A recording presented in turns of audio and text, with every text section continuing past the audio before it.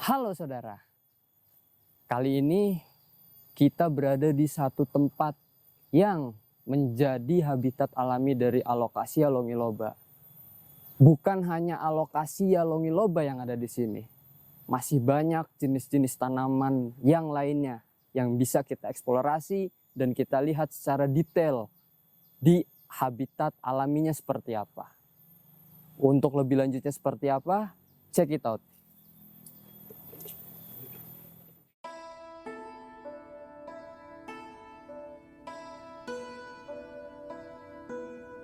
Saudara, di sini kita menemukan bangkai yang setelah saya identifikasi ini adalah bangkai bebek. Saya nggak tahu jelas kenapa ini dia bisa meninggal di sini, tapi yang pasti ini udah terurai secara alaminya di sini. Entah dia bisa ada di sini karena dibawa oleh pemangsa atau dia memang mengakhiri hidupnya di sini. Satu fenomena yang unik.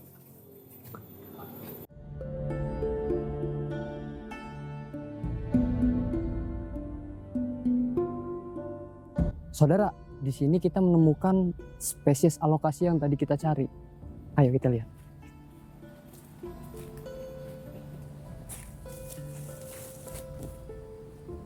Nah, ini saudara, Alocasia longiloba nero. Tanaman yang di awal kita bicarakan tumbuh dengan alami di sini dan cukup banyak anaknya di sini. Mereka subur, hidup bahagia di sini. Cuma sayang sekali yang kita temukan pada saat ini sepertinya kekurangan nutrisi. Bisa jadi juga kekurangan matahari karena di sini cukup tertutup ya. Kenapa disebut nero? Karena dia memiliki daun yang panjang dan dia bisa dijadikan pilihan untuk hiasan di rumah. Dan uniknya, Alocasia longiloba ini dia memiliki siklus hidup yang sangat unik. Sama dengan beberapa jenis Alocasia yang lainnya, Alocasia longiloba ini dia memiliki fase dormen. Apa itu fase dormen? Fase dormen itu adalah fase di mana tanaman tersebut beristirahat, menggugurkan daunnya, dan dia berproses. Berproses dalam artian dia memperbesar umbinya.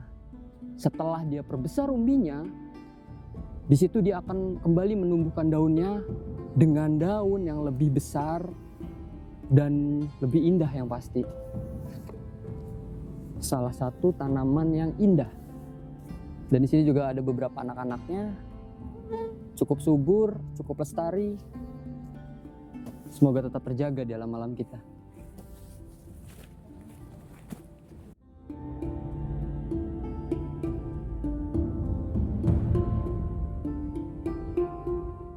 Saudara, di sini kita menemukan spesies yang sama, cuma dengan daun yang banyak dan sudah meroset, tersusun dengan rapi secara alami.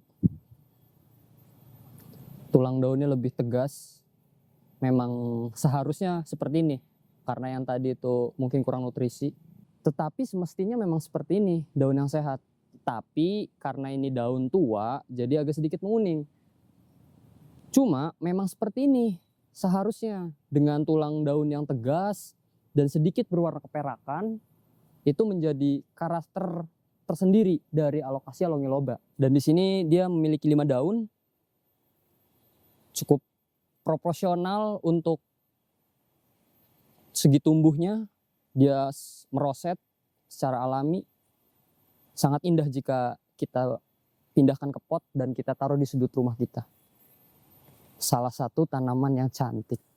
Nah, saudara, di sini saya menemukan pohon rambat yang cukup unik ya. Tapi di sini saya nggak tahu ini apa jenisnya. Tolong bantu identify lewat komentar. Tapi ini salah satu daun yang unik sih. Dia trisula, bercabang 3 daunnya, menempel di dahan kayu pohon yang mati. Cukup indah untuk menjadi hiasan di rumah.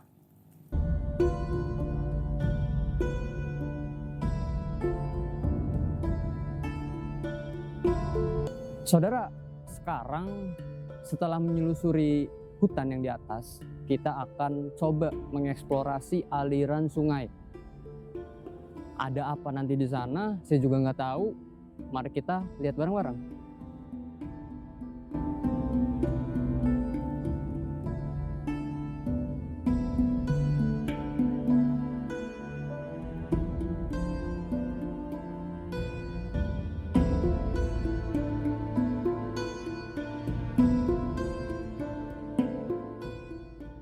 Saudara, di sini kita menemukan satu tanaman yang sangat familiar di Indonesia.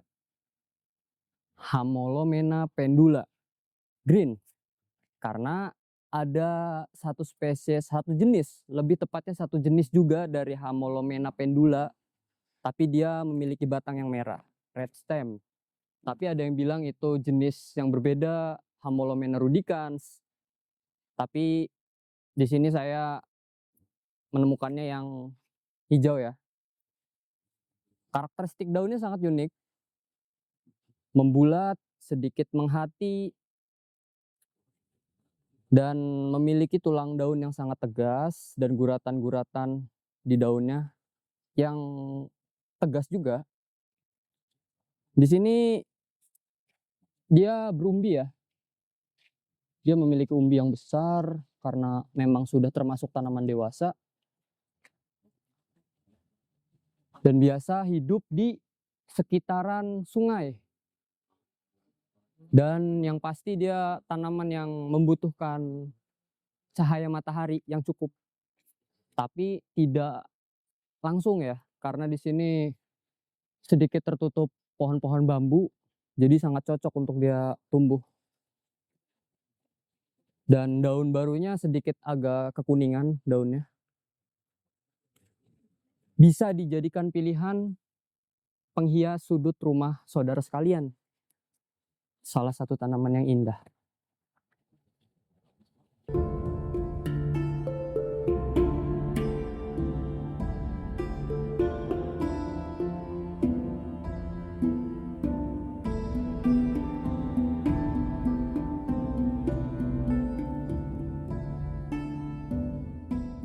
Nah, saudara, di sini saya menemukan tanaman semi akuatik. Kenapa dibilang tanaman semi akuatik? Karena dia bisa tumbuh di darat maupun di dalam air. Cuma di alaminya dia memang tumbuh tidak sepenuhnya di dalam air. Biasanya di pinggir-pinggir sungai yang dekat dengan air. Dia tumbuh dengan cara menempel pada batu, pada batang pohon yang sedikit terendam air. Yang saya tahu jenis ini bernama Homalomena SP green. Berbeda dengan di atas, kalau di atas Hamolomena, kalau ini dia Homalomena. Dia tumbuh berdampingan dengan moss. Di sini ada moss, Java moss ya, sepertinya. Dia menempel di batu. Bisa jadi pilihan untuk teman-teman yang ingin membuat aquascape ataupun paludarium. Tanaman yang indah.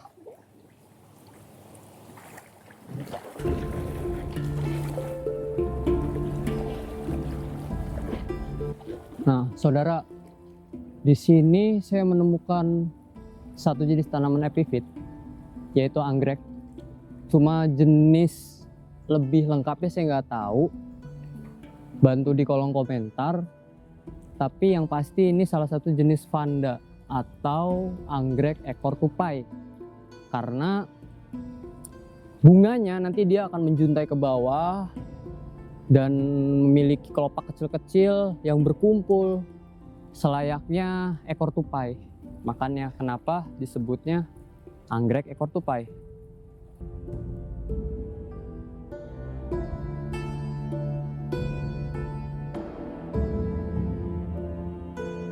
Saudara, untuk eksplorasi kali ini saya sangat puas melihat berbagai macam jenis tanaman yang ada di area ini.